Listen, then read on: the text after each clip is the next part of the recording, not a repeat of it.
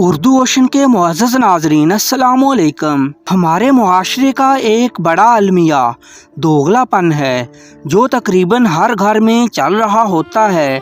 ایک عورت جو بہو بن کر اپنے شوہر کو الگ گھر میں رہنے پر مجبور کرتی ہے، وہی عورت ساس بن کر اپنے بیٹوں کو ایک ساتھ رہنے کے فوائد گنواتے نہیں تھکتی ہے۔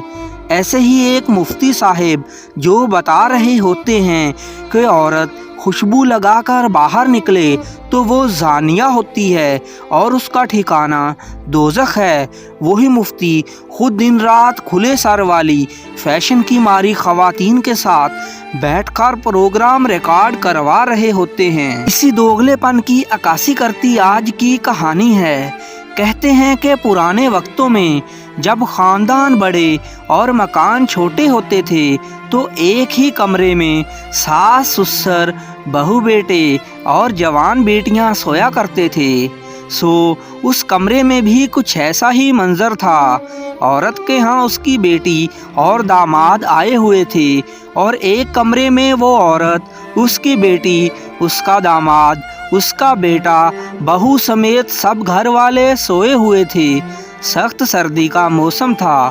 آدھی رات کو عورت کسی کام سے اٹھی، کیا دیکھتی ہے کہ اس کی بیٹی اس کے داماد یعنی اپنے شوہر کے ساتھ ایک چارپائی پر تھوڑا ہٹ کر سوئی ہوئی ہے۔ اس نے اپنی بیٹی کو ہلا کر جگایا اور کہنے لگی کہ اپنے شوہر کے ساتھ جڑ کر سو جاؤ، بیچارے کو سردی لگ رہی ہوگی۔ چنانچہ اس کی بیٹی اپنے شوہر سے جڑ کر لیٹ گئی۔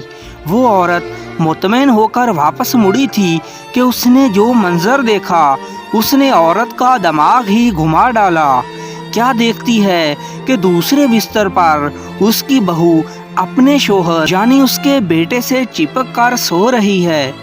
عورت نے اپنے بہو کا بازو پکڑا اور غصے سے جھنجھوڑ کر اس کو جگایا اور کہا، اے بہو، کوئی شرم ہے کہ نہیں؟ سب کے ساتھ ایک کمرے میں اپنے شوہر سے جڑ کر مزے لے رہی ہو، دور ہٹ کر لیٹو، میرے بچے کو گرمی لگ رہی ہوگی۔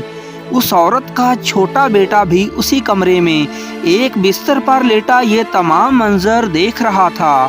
اس سے رہا نہ گیا تو کہنے لگا، واہ اماں، آپ نے تو ایک ہی کمرے میں دو موسم بنا ڈالے، اپنی بیٹی کے لیے الگ موسم، اپنی بہو کے لیے الگ موسم۔ چھوٹے بیٹے کے منہ سے سب کے سامنے سچی لیکن کڑوی بات اس عورت سے ہضم نہ ہوئی۔ اگلی صبح اس نے بیٹے کو جو جوتے لگائے وہ الگ کہانی ہے۔ تو دوستو، سچ سچ بتائیں کہ آپ کے گھر میں کبھی ایک ہی دن میں الگ الگ موسم بنا ہے؟ آپ سے گزارش ہے کہ ہمارے چینل اردو اوشن HD کو سبسکرائب کر دیجئے۔ شکریہ۔